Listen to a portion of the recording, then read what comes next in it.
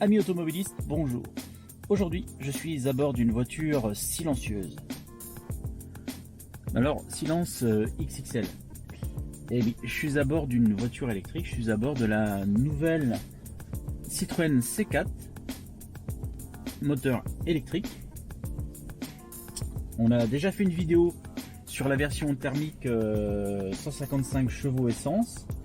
Et dans la gamme, donc il y a cette version électrique. On est encore donc dans cette volonté des constructeurs de ne plus faire des véhicules au design particulier pour l'électrique. Donc dans toutes les gammes, vous aurez le choix à l'avenir, en tout cas entre thermique et électrique, jusqu'à ce qu'on nous interdise de rouler en thermique, ce qui arrivera un jour. Donc c'est pour ça que c'est fort appréciable, parce que voilà, maintenant l'électrique c'est pour tout le monde et c'est plus forcément pour des gens qui se revendiquent écologistes et compagnie. 136 chevaux, 100 kW, 320 km d'autonomie en WTP. On verra, là voilà, j'ai 320, là j'ai fait une petite dizaine de kilomètres, ça n'a pas bougé. Bon, là j'ai fait de la ville, hein, j'ai roulé cool. Là je suis dans Versailles, j'ai roulé cool, donc on va voir un peu comment ça évolue cette autonomie, hein, parce qu'on sait que c'est encore le point noir, en tout cas tous ces véhicules électriques. Point noir, mais surtout le point noir, effectivement, on sait que c'est surtout le problème de la recharge. Il n'y a pas de recharge partout. Quand il y en a, ça marche pas toujours. Hein, il y a 20 000, je crois qu'il y a une vingtaine de milliers en tout cas de recharge en France. En 2021, il devrait y en avoir 100 000, donc on en est loin. Et quand on trouve une borne de recharge, elle marche pas toujours. Ou alors on n'a pas le bon opérateur, parce que c'est pas si simple, ça ne marche pas avec la carte bleue. Il faut une carte d'un opérateur comme ChargeMap, Ionity ou autre. Donc ça pose encore des problèmes l'électrique. Et c'est pas encore du coup un style de... En tout cas, c'est pas une solution qui est encore hyper cool, en tout cas pour l'instant. On espère que ça va évoluer. L'électrique a quand même des avantages. C'est vrai qu'on conduit d'une autre manière, c'est silencieux, ça fait pas de bruit, on a la puissance tout de suite. C'est vrai que c'est assez agréable, hein, finalement. Mais voilà, on n'a pas encore la possibilité de partir sur un coup de tête, faire 800 bornes comme on peut le faire avec une thermique. Donc bon, ça viendra. Est-ce que c'est la bonne solution? Est-ce que ça va pas poser des problèmes, toutes ces batteries à un moment, droite à gauche? Comment on va recharger aussi ces voitures? Parce que on sait que on a fermé Fessenheim et on nous promet là un hiver qui peut être compliqué en termes de distribution électrique, en tout cas pour les foyers français. Donc du coup, quand il y aura que des véhicules électriques, comment ça va se passer? Parce que pour l'instant, il n'y a pas de solution. L'EPR Flamanville est complètement dans les choux, il est loin d'être terminé. Donc on va être obligé de continuer à ouvrir des centrales à charbon comme chez nos voisins allemands. Donc c'est vrai que pour l'instant ça c'est un peu flou. En tout cas l'auto elle est comme sa cousine thermique, elle est spacieuse, elle est très raffinée. C'est un step par rapport à la précédente berline C4. On voit que l'intérieur a été soigné. Il y a des détails un peu partout, des rappels aux chevrons, notamment sur les boutons là, ici, sur les coutures, pas sur mes sièges, hein, mais sur ceux que j'avais, on retrouvait les chevrons. Voilà, il y a des petites touches de métal ici. C'est quand même vraiment plus qualitatif, plus soigné. Hein, on voit vraiment qu'il y a un step. Donc ça c'est fort agréable. Le confort est là, puisque bien sûr elle bénéficie de l'Advance Comfort. Donc outre les sièges, elle a aussi les suspensions à butée hydrauliques. Donc ça c'est remarquable de confort. Je fais attention où je passe. C'est vrai que c'est une auto qui est très confortable, spacieuse, un bel intérieur. En tout cas voilà, qu'on aime ou pas le design, il y assez audacieux. En tout cas, c'est une auto qui invite au trajet, au voyage. Et ça, c'est quelque chose que je ne manquerai pas de faire, c'est de lui programmer un bon voyage. Et pourquoi pas avec cette électrique d'ailleurs, ça pourrait être rigolo de se dire on part comme ça avec une carte charge map et on va essayer de traverser la France en électrique. Ça pourrait être sympa. Donc vraiment aucun bruit dans cette voiture. Alors en ville, bon, on se rend pas compte, mais je pense que quand on roule les vitres ouvertes, le toit ouvert dans la nature et tout, ça peut être sympa. Donc la C4, c'est 7 couleurs, 6 intérieurs différents. Là j'ai pris un bleu, vous allez voir sur les plans extérieurs, un très beau bleu, vraiment un bleu clair qui est vraiment magnifique.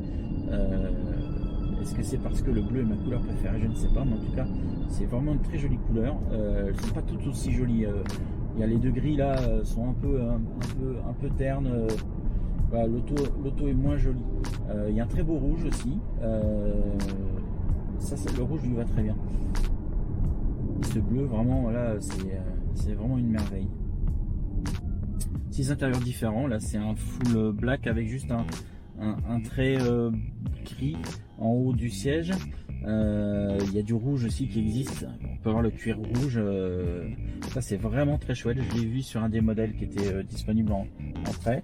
Là, il y a une touche de bleu sur la portière qui rappelle le ton carrosserie.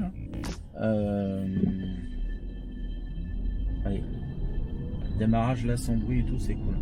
J'avoue qu'en ville, c'est je pense aux gens qui vivent là près des feux là, qui en ont marre d'entendre des scooters avec des pots débiles là. Ça, c'est vrai que pour ça l'électrique c'est pas mal.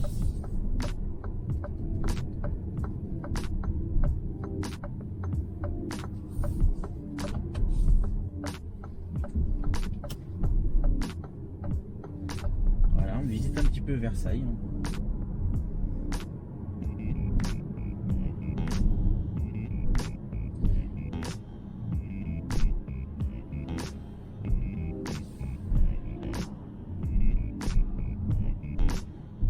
Plus de 20 aides à la conduite, mais il y a un petit mode autonome qui est assez intéressant. Bien sûr, l'antifranchissement des lignes, enfin, il y a pléthore d'équipements. Je ne vais pas vous les détailler. Sur ce modèle là, j'ai en plus le volant chauffant, les sièges chauffants. Ici, il y a un rangement pour poser son téléphone et le recharger en induction, si votre téléphone est équipé de la recharge induction. Un autre rangement ici avec pareil un chevron sur le petit tapis. Prise 12 volts, USB à droite et à gauche, pareil derrière. C'est-à-dire que c'est une auto qui est vraiment tournée vers la connectivité entre son écran 10 pouces et les diverses applications qu'on peut avoir au travers d'Apple CarPlay ou de Google. Voilà, vous avez un smartphone, une tablette ou autre, vous pouvez la brancher en USB, que vous soyez passager ou conducteur. Ça c'est pratique puisque bien sûr on est ultra connecté, on a souvent besoin de recharger. Tiens, vous voyez, besoin de recharger aussi les téléphones. Donc ça c'est fort pratique. C'est des petits détails mais qui facilitent la vie à l'intérieur des voitures, on va pas se mentir. Et c'est quand même cool.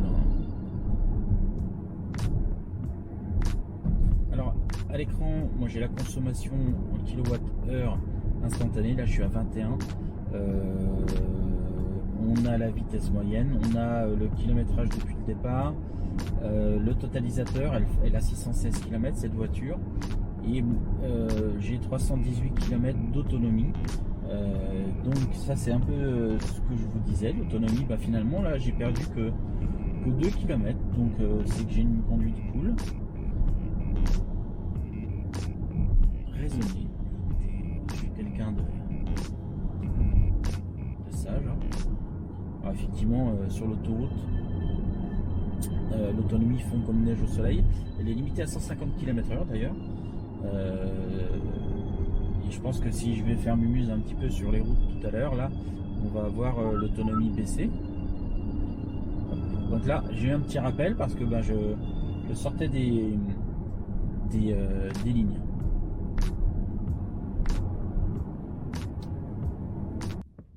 Là, quand on conduit une auto comme ça, qui est vraiment, je trouve que la conduire c'est vraiment sympa. On se dit c'est vraiment dommage qu'on soit tellement à la ramasse sur la recharge, sur le nombre de bornes disponibles, sur le fait qu'il y ait 10 000 opérateurs. Encore une fois, je trouve qu'on est complètement à la ramasse à vouloir, tout le monde a voulu faire son petit système et tout. Et du coup, on prend un retard considérable.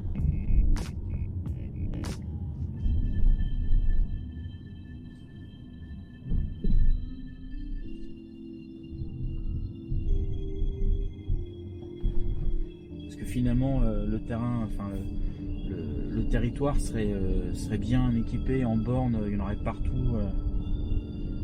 Ça serait quand même plus facile pour les gens qui veulent en tout cas rouler en électrique. Je dis pas que l'électrique c'est la meilleure des solutions, loin de là. Mais bon, j'ai l'impression que c'est ce qu'on veut nous faire acheter. Donc l'air de rien, on n'aura pas trop le choix. Donc bon, autant que ça soit efficient, efficace. C'est vrai que pour l'instant c'est quand même cher. Tout le monde n'aura pas les moyens d'acheter des véhicules comme ça, des véhicules neufs à 30 000 €, c'est pas pour tout le monde. Et d'occasion, pour l'instant, il n'y a pas encore beaucoup de choix, et les plus vieux modèles électriques qu'on peut trouver sont plutôt rincés même. Donc l'électrique, c'est bien, c'est une formidable solution alternative. On ne sait pas si c'est très écologique finalement, et c'est surtout, c'est pas pour tout le monde. C'est pas, donc ça pose encore quelques questions. Voilà les amis, c'était un petit tour en Citroën C4 électrique, 136 chevaux, 100 kW, 320 km, tarif autour de 35 000 €. On vous fera un essai plus longue durée dans les mois à venir en tout cas. Et si vous avez aimé cette vidéo, que vous êtes intéressé, que vous aimez les automobiles et les motocyclettes, et n'hésitez pas à vous abonner, à mettre la petite cloche pour être prévenu des prochaines vidéos, et à laisser un commentaire parce qu'il paraît que YouTube aime bien les commentaires. C'est comme ça qu'on ressort. Voilà. Donc à bientôt les amis pour une nouvelle vidéo. Profitez de votre confinement, reposez-vous pendant qu'il y en a qui bossent. Nicolas Roland, bonjour. Bonjour. Merci de nous recevoir ici à Satori. Nous sommes chez PSA Motors et nous sommes là pour découvrir la nouvelle berline C4 Citroën. Est-ce que vous pouvez vous présenter? Donc, je suis le chef de projet produit pour Citroën, pour Citroën C4 et IC4. Et IC4. Concernant le design de cette voiture, on a vu sur les images, et je l'ai expliqué, c'était une berline mais qui reprenait quelques codes stylistiques d'autres catégories. Pourquoi ce choix? C'est un parti pris, un choix. C'est un concept très fort en fait, qui a été initié dès le début du projet. C4, c'est un projet qui a démarré en 2015 et les fondamentaux de ce qu'est la voiture aujourd'hui étaient déjà présents lors de cette genèse. Un des piliers fondamentaux voulus pour cette nouvelle berline, c'était un concept, une posture entre une berline et toutes les prestations qu'on attend dans le segment C pour les berlines, avec une posture de SUV ou des éléments caractéristiques du SUV. Justement, le fait de mixer berline et SUV, est-ce que c'est pas une façon de s'éloigner petit à petit des SUV qui commencent à avoir un peu une mauvaise image malgré eux finalement, et de se recentrer sur des berlines à terme qui, elles, reprennent un peu du poil de la bête, si je puis dire, dans les marchés qu'on peut voir? Alors, Il est clair que sur le segment C, on l'a vu, la silhouette berline, elle a perdu des parts de marché au profit notamment en particulier des SUV. C'est le cas aussi des silhouettes monospace, hein. On a vu beaucoup de clients se tourner vers les offres SUV. Pour autant, une offre berline dans la gamme Citroën, c'est incontournable pour les clients particuliers comme pour le client société B2B. Donc, dans la perspective d'offrir un renouvellement de l'offre berline Citroën, on a aussi écouté les attentes des clients. Et ces attentes, c'est un peu de rafraîchissement de l'offre. Et ce qui plaît pour certains dans l'offre SUV, quel que soit le segment, on a voulu en prendre quelques éléments pour les proposer sur une berline. En cela, on écoute aussi ce que les clients nous disent et attendent. L'ADN même de cette berline, est-ce que ça va être vraiment le confort, la place à l'intérieur, parce que c'est assez large. Comment vous l'avez voulu cette voiture? Cette voiture, puisque c'est Citroën, on l'a voulu bien sûr confortable. Puisque c'est une berline compacte, on l'a voulu avec des dimensions contenues. Elle fait 4,36 m de longueur, mais avec un habitacle, avec un espace généreux. Oui, l'empattement justement, il fait combien? 2670 mm, Ah, 2,67 m. voilà. D'accord. Donc on est complètement dans les cotes d'architecture du segment et dans une longueur de 4,36 m, donc assez contenue. Donc on a l'effet stylistique des 4 roues aux 4 coins avec un empattement le plus important possible pour bénéficier au rang 2, en particulier pour l'accessibilité et l'habitabilité. D'ici, vu l'emplacement où je suis, j'ai un 3/4 avant avec la fuite sur l'arrière. Et là, c'est encore plus flagrant pour moi, il y a vraiment un air de Citroën C6. Est-ce que c'est volontaire de la part du design? Est-ce que quelque part on a regardé un peu ce qui avait été fait sur la C6 ou autre? Parce que quand on regarde vraiment comme ça, c'est assez flagrant. Alors d'une certaine manière, on va forcément retrouver des codes de modèles précédents au sein de la marque, puisque de tout temps, Citroën a voulu des véhicules avec une silhouette, un style assez fort et aérodynamique. Vous parliez de la C6, mais on pourrait citer aussi la GS qu'on a beaucoup évoqué à l'occasion de ses 50 ans. Exactement. Le profil de cette nouvelle C4, il a aussi été travaillé pour être performant d'un point de vue aérodynamique. Et c'est ce qu'on retrouve avec cette signature arrière où la lunette se prolonge dans le toit et le béquet rehaussé sur la lunette arrière pour contribuer à un ensemble aérodynamique performant. Et tout cela, forcément, ce sont des codes qu'on a déjà utilisés par le passé et vous pouvez bien entendu retrouver des éléments de style comparables sur une C6 ou même d'autres véhicules de la gamme. Il y a une question que je voulais vous poser également, c'était au niveau des motorisations. J'aurais dû la poser avant. Pour l'instant, Citroën C4 est disponible en thermique, diesel, essence, en électrique. Est-ce qu'il est prévu une version hybride? Parce qu'on sait que l'hybride a le vent en poupe. Il y a déjà un modèle C5 Across qui est disponible en hybride. Est-ce que c'est prévu ou pas? Alors vous le citiez, l'offre hybride elle existe déjà chez Citroën avec le C5 Aircross hybride plug-in. Comme là on se situe sur un segment C berline, on a considéré qu'une offre thermique couplée à une offre full électrique, 100% électrique, c'était la meilleure proposition pour les usages des clients de ce segment. On réserve l'hybride plug-in au segment du dessus, entre guillemets, donc le C-SUV et puis les autres véhicules à venir. D'accord, ok. Eh bien écoutez, je vous remercie d'avoir répondu à mes questions. Avec plaisir. Et au plaisir.